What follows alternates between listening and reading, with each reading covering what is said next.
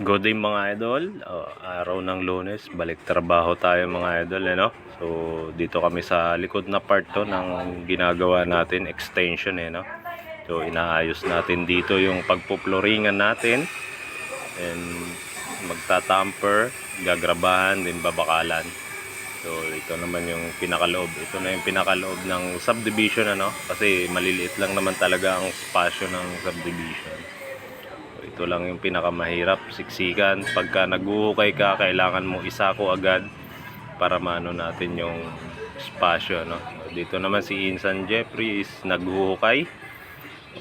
Ito na, bandang tanghali is halo na kami para sa flooring, ano? Yung bungad pala o sa parking area is nabuhusan na natin yung poste doon.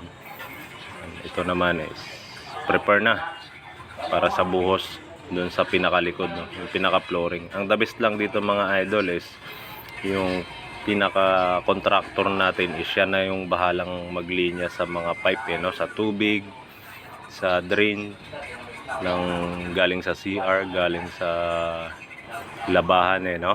And ito na po. Pagka ganito yung labor mo mga idol is manga ka na. Ito naman bandang hapon, bubuli na lang. Then, ang kagandahan dito mga idol, pagkatapos ng boss ay binigyan kami ng pangmamam.